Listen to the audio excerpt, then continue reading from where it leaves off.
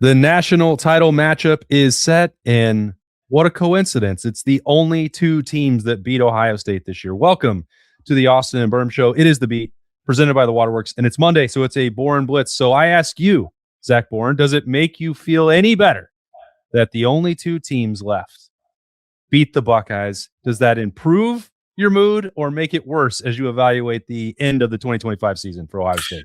Well, if you're a glass half full kind of person and positive, you could definitely say losing to the two best teams in the country outside of yourselves says a lot about your team, says a lot about what you did.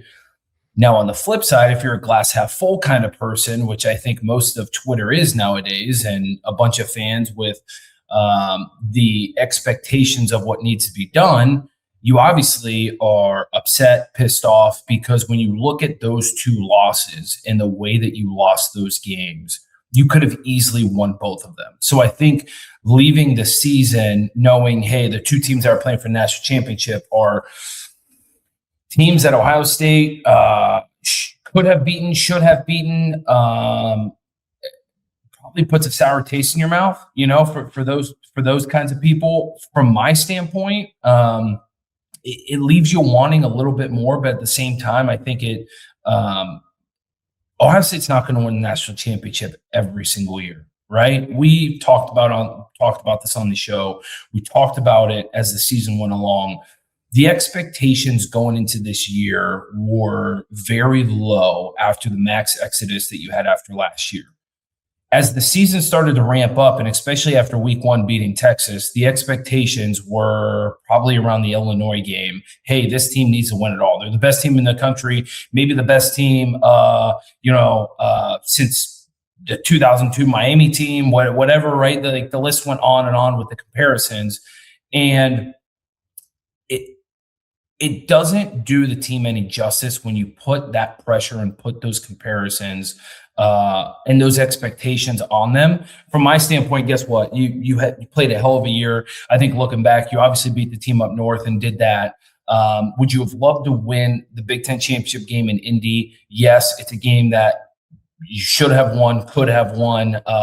If Julian Sain doesn't go down on a knee on a 4th and 1, right? Like, that was a very easily first down. If he doesn't do that, you probably win the football game. If you can make a 27-yard field goal, you probably win that football game, right? But even with that aside, then you go into the college football playoff where obviously things are ramped up and you play a Miami team who had a lot of momentum, but the way that you got beat is almost like you beat yourself. I think that's what everyone's thinking, is that the two games to end the year, both being losses, it just put a bad taste in their mouth. From my standpoint, would I have loved for them to win the quarterfinal game? They go make the semifinals. Guess what? Whatever happens there would have been great, right? I probably would have viewed that as a bigger success and would have met my expectations rather than losing in the quarterfinals like they did against Miami.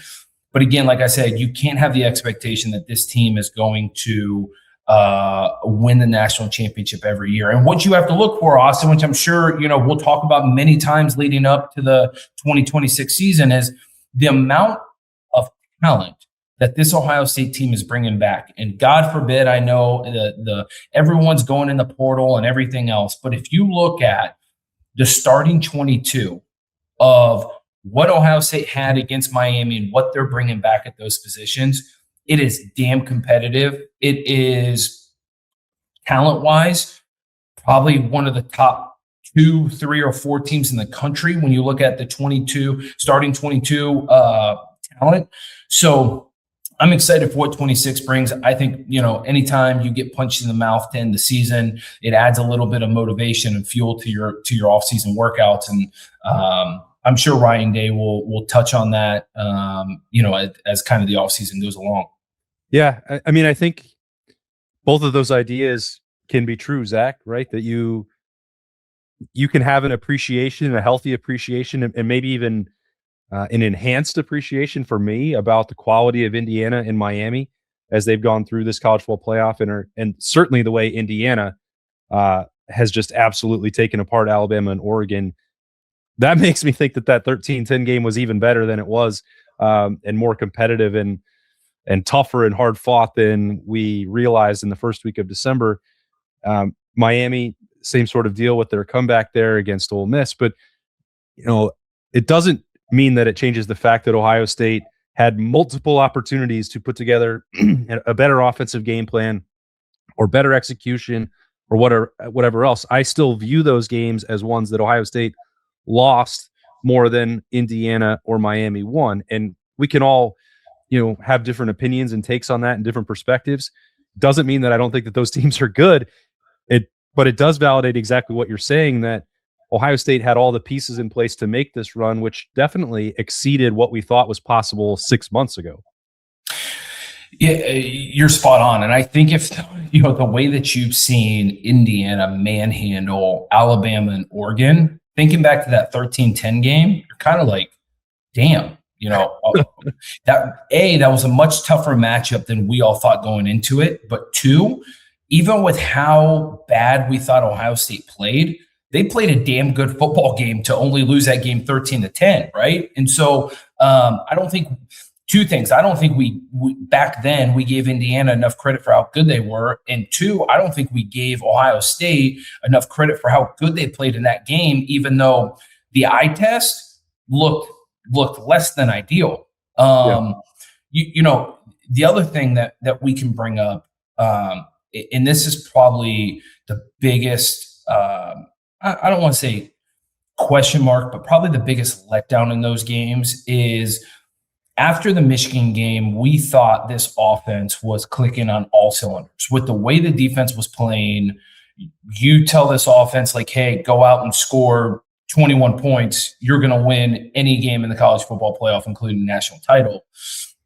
And for the offense to play the way they did against Indiana and then the way they did against Miami, I think that's the most disappointing part, right? And especially you look at the quarterback position. And I know Julian Sain is a young quarterback who's still learning a lot.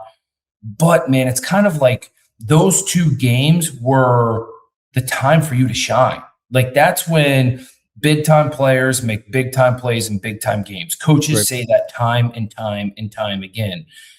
And when the moment was big and a big-time play needed to be made, Julian just didn't make the play. And I think you just leave those two games and you leave the season almost scratching your head with question marks about Julian Sain and what kind of player he is, even though you look at his makeup of the 12 regular season games, you'd be like, damn, he broke a record for all-time, completion percentage in college football. And you think about everything that he did, but it just leaves you wanting more. And it leaves you having question marks about what does a Julian Sain-led football team look like in 2026 when you're going to have a lot of those big moments, right? Let's talk about it. You go to Texas, you got Oregon at home. You've got obviously Michigan at home. You go to USC, you go to Iowa, you got Illinois at home, right? Like, God, the list goes on and on, Austin, here's another one. You go to Indiana, right? Like, come on. Like, the list goes on and on about the games and the high quality matchups that this Ohio State team is going to have in 26. And how's Julian going to respond in those games? When you get punched in the mouth, right? Are you going to come out swinging? Are you going to come out with that dog mentality? Or are you going to come out and still try and be kind of cool, poised, not much urgency? Like, I think that's the biggest thing that people have question marks about.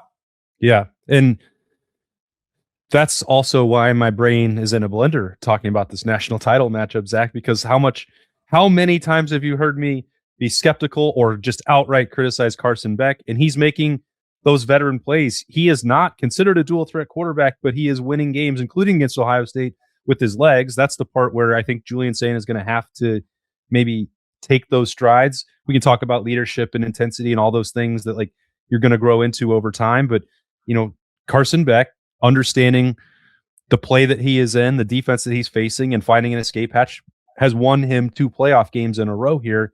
I wouldn't give him the credit for that against Texas A&M, but certainly against Ohio State and against Ole Miss, that was true.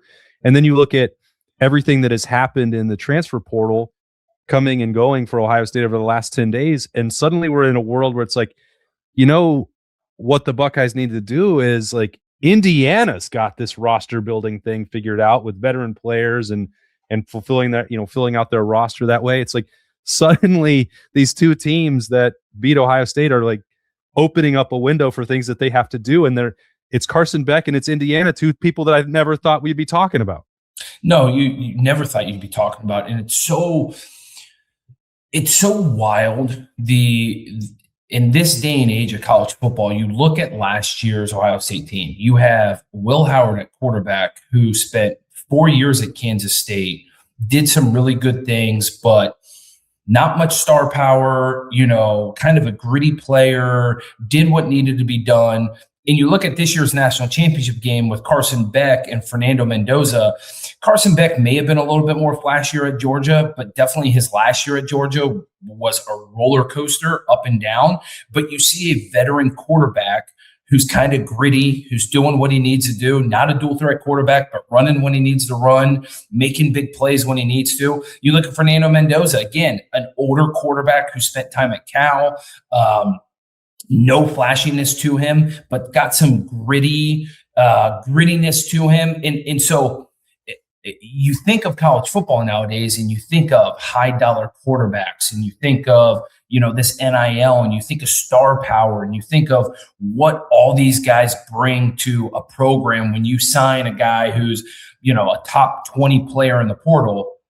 But you're looking at these guys, you're like, man, there wasn't much star power behind them, right? No one was throwing their hands up in the air a year from now when Carson Beck committed to Miami and Fernando Mendoza committed to Indiana. No one was like, oh my God, they're the national championship favorites, you know? And so everyone now is wanting a big splash for Ohio State and saying like, oh my God, where's the star power? We're losing all these guys, but where's the Quinshon Judkins, right? Where's the Caleb Downs, right? Like the list goes on with some of the star power. You don't always need the star power, man. A lot of times you need guys who are going to fit that program. And I almost think about last year's team and yes, you had Quinshon Judkins and Travion and, Emeka and Jeremiah, the Carnell, right? And Caleb Downs on defense. You still had all those guys. I get it. But at the end of the day, it's a quarterback game. We all know that. And we obviously saw it with Ohio State. The reason why we're sitting in the position we are is because the quarterback didn't make the plays when he needed to make them. And so you have to be able to form your roster to be able to maximize the output that you get from every player. And sometimes the guys that lead you to the promised land aren't the star power guys, the flashy signings or people like that. And so I know I'm coming full circle with my comment there. Yeah. But it's kind of a direction of you see what teams are super successful at the end of this year, and you relate that to where those signings were last year and what Ohio State's doing in the transfer portal. And some of these signings that might not be the most flashiest or the most glorious might come back a year from now, and people might be saying, that's what helped us win a national championship, or that's what helped us get to the national championship game. Yeah, no, I agree that the game is changing and seasons are changing as well, Zach, but comfort doesn't. So call the Waterworks and Hetter Heating, Cooling, and Plumbing for maintenance, installation, and repairs, or visit online at thewaterworks.com. The Waterworks and Hetter Heating, Cooling, and Plumbing, a proud sponsor of Ohio State athletics. So everything you talked about there with the moves that the Buckeyes are making, trying to bring in more transfer portal pickups, that process, I think, was ramped up in some of the urgency over the weekend. We know that the number of departures is huge. I'll just say it this way. What is your level of concern or frustration with the way this is going? I know that people get tired of, hearing, well, Ohio State is pretty confident that they have a plan to address it. And you look at it from the outside and you just say, well, what is it? Because this is a huge number of players that are on the way out. And my vantage point is like, that is the way that it has to be in this new era, that you're going towards NFL style rosters, and you're not going to be able to keep 84 and 5 stars on your roster the way Ohio State may have been used to. But as you're looking at it and with your understanding of what's going on inside the Woody, how much concern do you actually have at this moment? So you asked kind of a loaded question because I know I'm sorry. Multiple layers to this. I'll start with the easy one. How worried am I with what's going on in the transfer portal? Zero. None. I am not worried at all.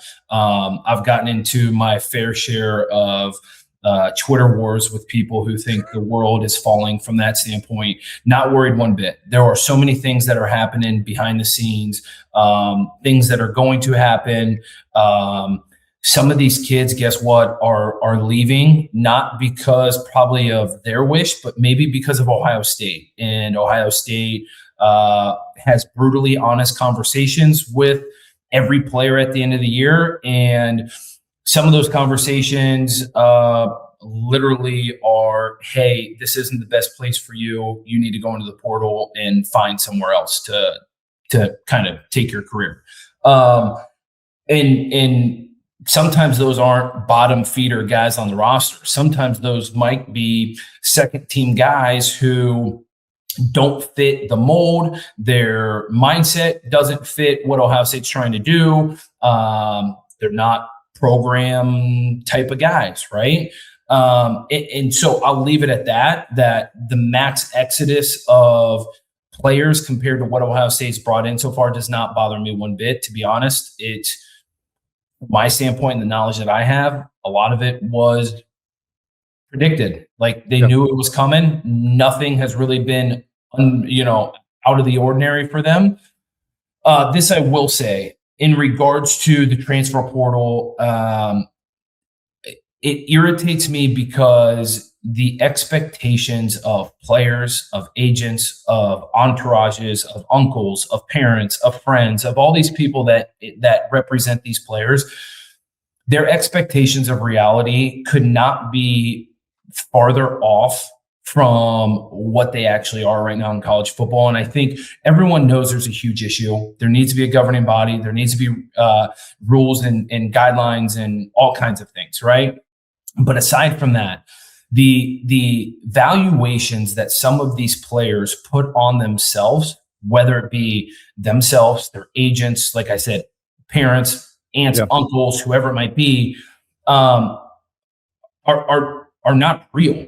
It goes back to little Johnny, the 6-year-old, and we've all been around it. Their parent thinks they're the next Shohei Ohtani or Tom Brady, whoever it is, right? Like, even though a player's at Ohio State or at another big time college, doesn't mean that stuff isn't still real, right? Like there are players there that parents and agents think their player's a first round draft pick. And to be honest, they're probably never going to play in the NFL, right? And so you still deal with those things. Ryan Day's still dealing with those things.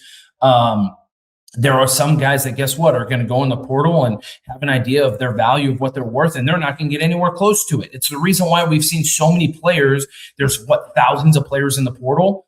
Yeah. Not everyone even gets signed, right? They're leaving their college thinking that someone's going to offer them a lucrative deal. And there's times that teams don't even sign guys, right? Like they're not even get on play football anymore, let alone get more money than what they think they're worth. So, Ohio State has tons of firepower behind them.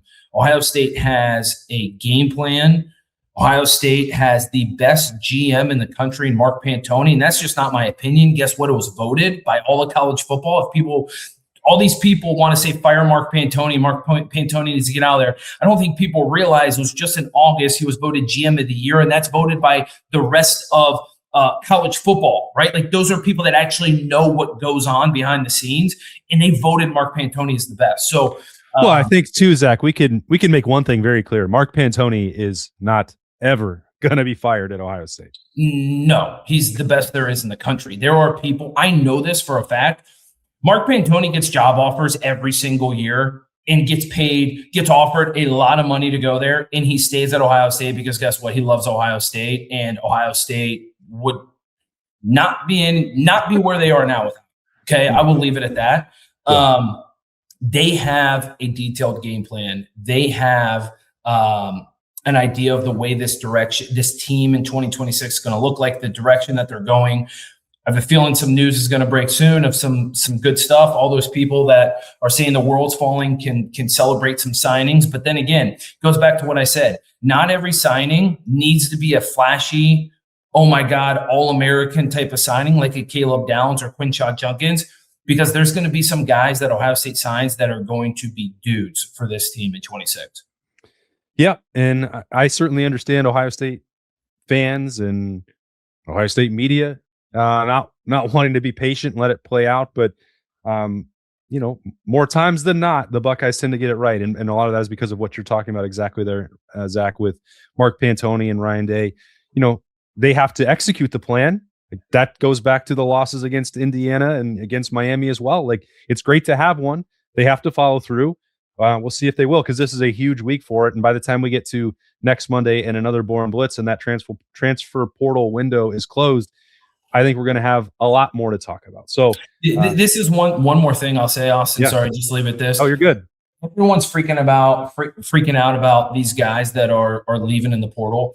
I'm a firm believer in the scholarship guys that you have on a team.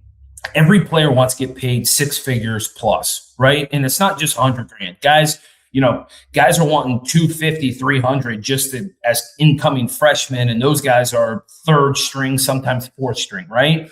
What I think, you start doing that math, that adds up to a lot of cash, guys, right? So I think Ohio State's going to take the model of, guess what? If you're a 3rd string guy and we don't think you're going to be in the 2 deep, or you might be a special teams contributor, but you're not going to contribute, to the core 11. Guess what? We're going to bring in some other Ohio-bred blue-collar kid who loves Ohio State, who wants to be at Ohio State, that will run down on kickoff and want to smash some dudes' faces in, like a Nate Ebner, like a Craig Fada, like a Joe Berger, like those guys who are proud to have the block go on their chest and don't need paid. They just want to make the memories of running down on kickoff and freaking stone cold someone right in the freaking chest, right? Yeah. Like, that's what they're going to do. And so then you're going to take about 45 guys, which is half of your scholarships, and you're going to pay those guys. And to your point, it's an NFL style roster where, guess what? Those guys are going to get paid a very good going rate, what the top of the line position players get paid at their position. And that's what they're going to do. But those other 45, they're not going to get paid much. And so you have 27 guys, I think, as of this morning, 28 maybe, are in the transfer portal. Those guys are part of that bottom 45 that weren't going to play. And so Ohio State said, hey, see ya. We're going to take our top 45, pay them like they're the best in the country, and we're going to find some other dudes who care so much about the state of Ohio and Ohio State, and we're going to fill out our roster with those type of guys. That's right. That's the plan. That's the blueprint. We'll see if Ohio State can go execute that. It feels like, as we're sitting here right now, there's a pretty good chance of that happening, but we'll monitor that on the week ahead. During this week ahead on the Austin and Berm Show, every day on the beat, which is brought to you by the Waterworks. Love kicking it off on a Monday with Zach Boren and a Boren Blitz. He's down there enjoying that great weather in Florida. Maybe he'll be back soon and we can just commiserate in the snow in Columbus together. Yes, that would be the plan. I'm having all positive vibes. Raise the sunshine around me, There we go. Positive vibes only. All right, he's Zach Boren. He's going to have an awesome week. I'm Austin Ward. I'm going to have one too. Thanks for joining us on a Boren Blitz on the beat, presented by the Waterworks. We'll talk to you tomorrow.